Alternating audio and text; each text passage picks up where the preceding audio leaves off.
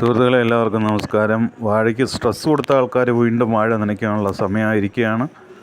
വാഴ നനയ്ക്കുന്നതിന് മുമ്പ് ജൈവവളമോ കുറച്ച് യൂറിയ, പൊട്ടാഷ് ഒക്കെ കൊടുത്തിട്ട് നനയ്ക്കുകയാണെങ്കിൽ നല്ല ഗ്രോത്ത് ഉണ്ടാകാൻ സാധ്യത ഉണ്ടെന്നല്ല, നല്ല ഗ്രോത്ത് ഉണ്ടാകും.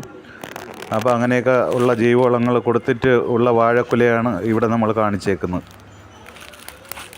വാഴ പെട്ടെന്ന് വളർന്ന് പൊങ്ങുന്നതിന് വേണ്ടിയിട്ട് ഒരു ഐഡിയയും കൂടി ഇനി പറഞ്ഞു തരാം. ജൈവവളം കൊടുക്കുന്ന ഒരു കോഴിക്കാഷ്ടം കൊടുക്കണം. നല്ല ഉണങ്ങിപ്പൊടിഞ്ഞ കോഴിക്കാഷ്ടമാണ് കൊടുക്കേണ്ടത്. കഴിഞ്ഞ വീഡിയോയിലൊക്കെ ആൾക്കാർ ചോദിക്കുകയുണ്ടായി കോഴിക്കാഷ്ടം എങ്ങനെയാണ് കൊടുക്കേണ്ടതെന്ന്. അപ്പോൾ അതിനുള്ള ഒരു മറുപടിയും കൂടിയാണ് ഈ വീഡിയോ. ഉണക്ക സമയമാണ്, അപ്പോൾ കോഴിക്കാഷ്ടം കൊടുക്കുന്നതിൽ നമ്മൾ വളരെ ശ്രദ്ധിക്കണം. അല്ലെങ്കിൽ വാഴയുടെ വേരുകൾ, ചുവട് അഴുകി പോകാനുള്ള സാധ്യത കൂടുതലാണ്. ഇല കരിച്ചിലുണ്ടാകുന്നത് ഒന്ന് രണ്ട് കാര്യങ്ങൾ വൈറസ് രോഗങ്ങളിലൂടെ ഉണ്ടാകും. പക്ഷേ അത് കേരളത്തിലെ വാഴകളിൽ കുറവാണ്.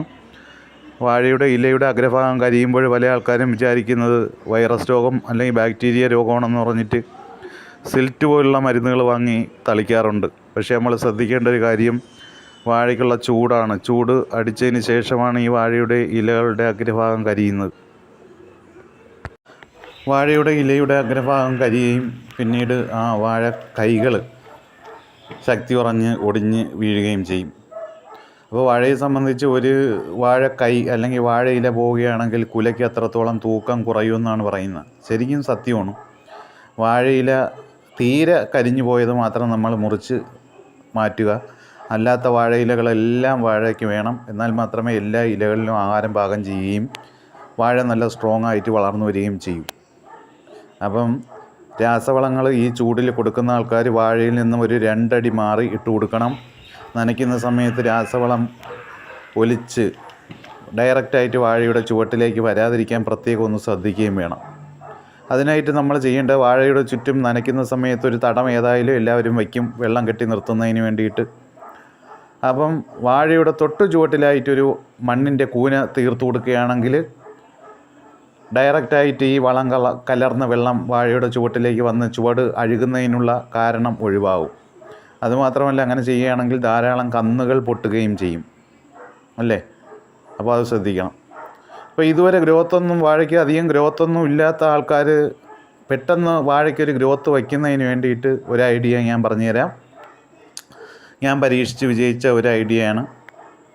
കോഴിക്കാഷ്ടം നന്നായിട്ട് ഉണങ്ങി പൊടിഞ്ഞതും യൂറിയയും കൂടി വാഴയിൽ നിന്ന് ഒരു 2 അടി മാറി ചെറിയ മണ്ണ് ഒന്ന് തടമാക്കിയതിന് ശേഷം ഇട്ടുകൊടുത്ത് ഒരു 3-4 ദിവസം ചേർത്തുകൊണ്ടങ്ങ് നനയ്ക്കണം. വേറെ ഒന്നും കൊടുക്കണ്ട. കോഴിക്കാഷ്ടം നന്നായി ഉണങ്ങി പൊടിഞ്ഞതും യൂറിയയും ഇട്ട് കൊടുത്തതിന് ശേഷം യൂറിയ ഒരു 100 ഗ്രാം വെച്ചിടാം, കോഴിക്കാഷ്ടം ഇടാം. നമ്മൾ ശ്രദ്ധിക്കണം, ഇത് കൊടുത്തു കഴിഞ്ഞാൽ ഒരു 3-4 ദിവസം വാഴയ്ക്ക് ചുവട്ടിൽ വെള്ളം നിർത്തി നനയ്ക്കണം. അങ്ങനെ നനയ്ക്കുകയാണെങ്കിൽ നിങ്ങൾക്ക് വളരെ പെട്ടെന്ന് വാഴയ്ക്ക് ഒരു ഗ്രോത്തും കിട്ടും. നല്ല ഒരു റിസൾട്ട് എൻ്റെ അനുഭവത്തിൽ നിന്ന് പറയുകയാണ്. മെലിഞ്ഞുണങ്ങിയുന്ന വാഴകളൊക്കെ ഞാൻ പെട്ടെന്നൊന്ന് ശക്തിപ്പെടുത്തിയെടുക്കുന്ന ഒരു അനുഭവമാണിത്. അനുഭവമല്ലേ ഗുരു എന്ന് പറയുന്നത്. അപ്പം വാഴകൾ കുലയ്ക്കില്ല അല്ലെങ്കിൽ ശക്തിയില്ല അങ്ങനെയൊക്കെ ഉള്ളവർ ആരും വിഷമിക്കേണ്ട കാര്യമില്ല. എല്ലാവർക്കും അവരുടെ കഠിനാധ്വാനത്തിന് നല്ല റിസൾട്ട് തന്നെ തരും. എനിക്കും ആവശ്യം പോലെ കുലകൾ ഞാൻ ഇന്നും ഇന്നലെയും എല്ലാം വിളവെടുത്തു. ധാരാളം കുലകളുണ്ട്. കുറച്ചൊക്കെ ഒടിഞ്ഞ് വീണതാണ്. സമയത്ത് പുരയിടത്തിലൊന്നും ചെന്ന് നോക്കാതെ ഇപ്പോഴും ഒരുപാട് കുലകൾ നിൽക്കുന്നുണ്ട്. ഇതൊന്നും നേരത്തെ എടുത്തു വെച്ച വീഡിയോ ഒന്നുമല്ല. ഇപ്പോഴും ധാരാളം കുലകളുണ്ട്.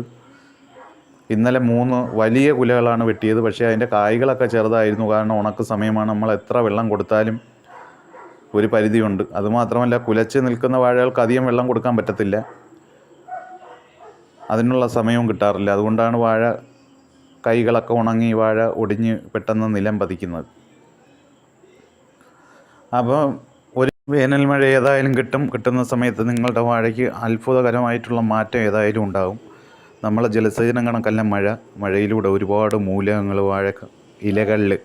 വാഴയിലകൾ നല്ല വലിപ്പമുള്ളതല്ലേ. അപ്പോൾ ഇലകളിലും പതിക്കുകയും അസൂയപ്പെടുത്തുന്ന ഒരു നേട്ടം നിങ്ങൾക്ക് ഉണ്ടാവുകയും ചെയ്യും. അതുകൊണ്ട് ആരും ടെൻഷൻ അടിക്കേണ്ട. പിന്നെ ബോറോണും മഗ്നീഷ്യം സൾഫേറ്റൊക്കെ 5 ഗ്രാം 1 ലിറ്റർ വെള്ളത്തിലെന്ന തോതിൽ കലക്കിയിട്ട് വാഴയുടെ ഇലകളിൽ തളിച്ചു കൊടുക്കുകയാണെങ്കിൽ വളത്തിന് ചിലവാക്കുന്ന പൈസ നമുക്ക് ഒരുപാട് കുറയ്ക്കാൻ പറ്റും. 6-ാം മാസമൊക്കെ ബോറോൺ കൊടുക്കണം. എന്നാലേ നല്ല വാഴക്കുലകൾ ഉണ്ടാവുകയുള്ളൂ. അതായത് വാഴയുടെ ഇലകളിൽ പാകം ചെയ്യുന്ന ആഹാരം വാഴയുടെ വിവിധ പ്രദേശങ്ങളിൽ കായ്ക്കുലകളിലൊക്കെ ശേഖരിച്ച് വയ്ക്കണമെങ്കിൽ ബോറോൺ അത്യാവശ്യമാണ്. ജൈവവളം കൊടുക്കുന്ന ആൾക്കാരും ബോറോൺ കൊടുക്കണം, മഗ്നീഷ്യം സൾഫേറ്റും കൊടുക്കണം, മറക്കരുത്. വാഴ ഇലകൾ വിരിയാൻ താമസം ഉണ്ടെങ്കിൽ കുമ്മായം വാഴയിൽ നിന്ന് 2 അടി മാറി ഇട്ടതിന് ശേഷം നന്നായിട്ട് നനച്ചു കൊടുക്കണം. വാഴയുടെ ചുവട്ടിൽ ഒരിക്കലും ഡയറക്റ്റായിട്ട് വരരുത്. അതാണ് ഞാൻ എപ്പോഴും പറയുന്നത്. നമ്മൾ നന്നായിട്ട് അധ്വാനിച്ചതിന് ശേഷം ഒരിക്കലും വാഴകൾ നശിച്ചു പോകാൻ പാടില്ല. ഒന്നാമത് ചൂട് സമയമാണ്. അപ്പോൾ എല്ലാവരും ഇതൊക്കെ ശ്രദ്ധിക്കണം. നമ്മളെ ചാനലൊക്കെ ഒന്ന് സബ്സ്ക്രൈബ് ചെയ്ത് ഉപയോഗം ഉണ്ടാകും നിങ്ങൾക്ക്.